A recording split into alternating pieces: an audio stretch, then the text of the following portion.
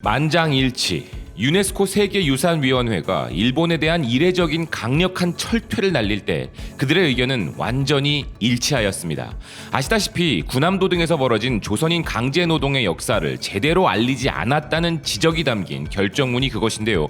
모든 눈치를 일단 살피고 뒤늦게 반응하는 일본에서 이에 대한 평가들이 나오고 있는데, 사카모토 도토쿠 군함도 세계유산 추진 모임의 설립자는 일본 매체 JB프레스를 통해 한국이 이기고 일본이 졌다, 유네스코의 군함도 유감 결의는 거짓말이라는 말로 국제사회에서 세계 문화유산을 정치적으로 이용하는 한국의 폭주를 막아야 한다며 분노하고 있습니다.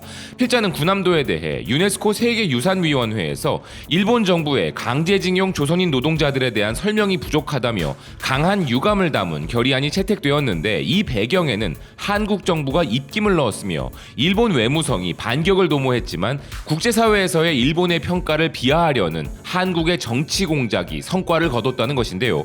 이 결의안은 구속력은 없지만 한국이 이기고 일본이 지는 것을 의미한다며 한국의 주장이 옳고 일본의 주장이 잘못됐다고 인정하게 되는 것이라 일본의 입장이 위태롭게 된다는 것입니다. 그런데 이런 필자의 주장은 반은 맞고 반은 틀렸죠.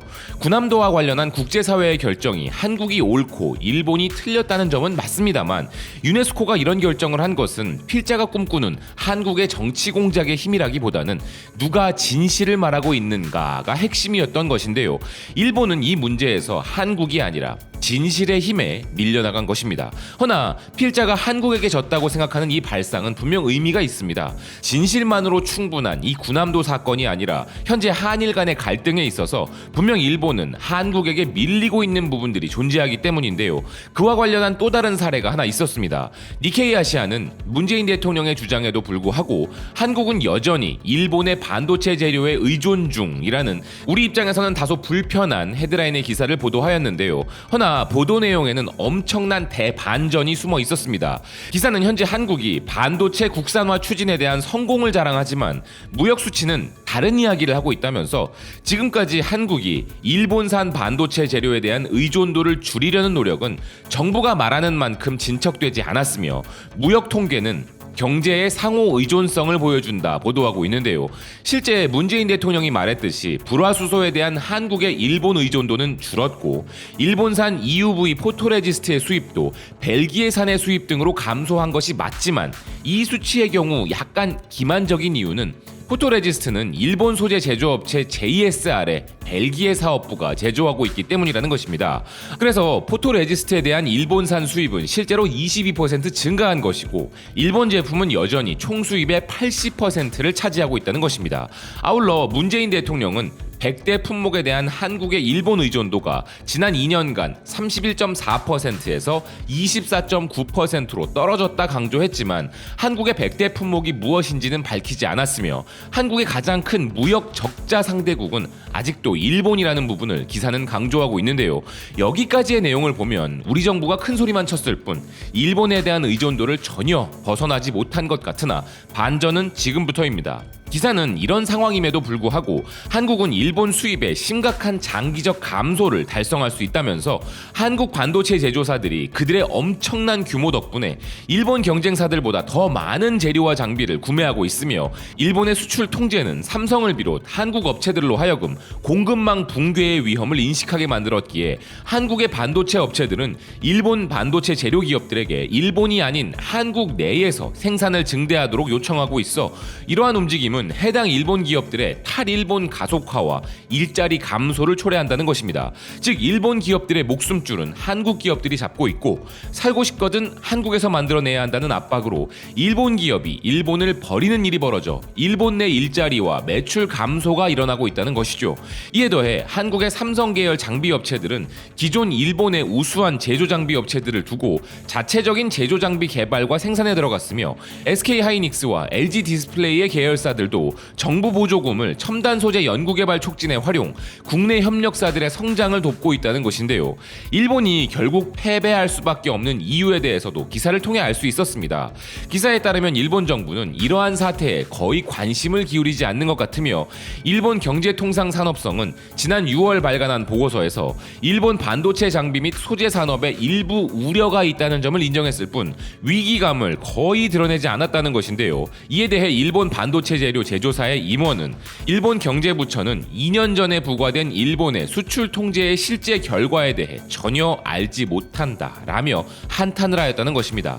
그러면서 기사는 일본이 수년간 한국에 재료와 장비를 공급했고, 한국은 반도체, 디스플레이, 스마트폰, TV 등 완제품을 생산하여 상호 이익이 되는 분업을 해왔지만, 일본이 현재 이웃 한국의 구조 변화를 간과하면서 정치 분쟁을 지금처럼 계속한다면 일본 기업들이 큰 대가를 치르게 될 것이라 보도하고 있습니다. 그리고 기사에서 확인한 한국이 이렇게 만만하게 얕잡아보는 일본의 태도, 아직도 1980년대라 믿고 한국을 하찮게 보고 있는 오만한 태도, 바로 이런 태도가 일본을 몰락시키게 될 것이라는 주장도 나왔는데요.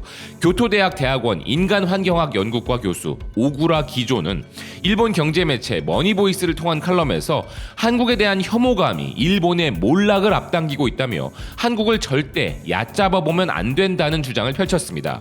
한국은 과거 식민지 지배를 받은 국가 중 전후 선진국이 된 선두주자라는 필자는 19세기부터 20세기 전반에 유럽과 미국 그리고 일본이 거의 세계를 독점했고, 식민지 지배 세계전쟁, 자연 파괴, 산업 자본주의, 과학기술 등에 의해 지구상의 인간의 삶을 근본적으로 바꾼 것은 서양과 일본이었다는 필자는 이 저주받은 근대에 대항하는 세력으로 비서구권, 비일본 지역의 세력이 확대되고 있으며, 한국은 특히 과거 식민지 지배를 받은 주요 국가 지역 속에서 전후 선진국이 된 국가들 중 선두를 달리고 있고, 여기까지 한국이 발전하는 데에는 엄청난 희생과 노력이 있었으며, 이렇게 성장한 국가라면 큰 자신감으로 선진국 진영의 일원으로서 책임을 가지고 행동을 해야 하는 것인데, 한국은 책임 있는 선진국으로서의 위치와 기존 권력을 가진 국가들에 대한 불평불만을 가진 피해자 국가로서의 위치, 그 사이에서 흔들리고 있다는 것인데요. 한국이 목표로 하는 글로벌 정의에 있어 두 가지 측면으로 문재인 정권은 불평불만의 측면만 인식해왔으나, 이제 한국은 자본주의의 최첨단 국가로서 자연 파괴 및 다른 나라에 대한 경제적 착취 등 이제 선진국의 측면, 즉 일본이나 구미의 입장에 서 있기도 한 그들의 현실은 보려하지 않고, 식민지 지배를 받은 역사에 대한 상처를 호소하는 대항 근대 국가로서 글로벌 불평불만 국가의 대표가 되겠다는 야심을 가지고 있다 평했는데요. 필자가 한국의 위치가 선진국 반열에 올라섰다 평가한 것에는 동의하지만, 현재의 한일 갈등을 불평불만으로 해석하는 것은 일본의 선제 도발에 대한 항목이 빠져있는 평가인 것이죠.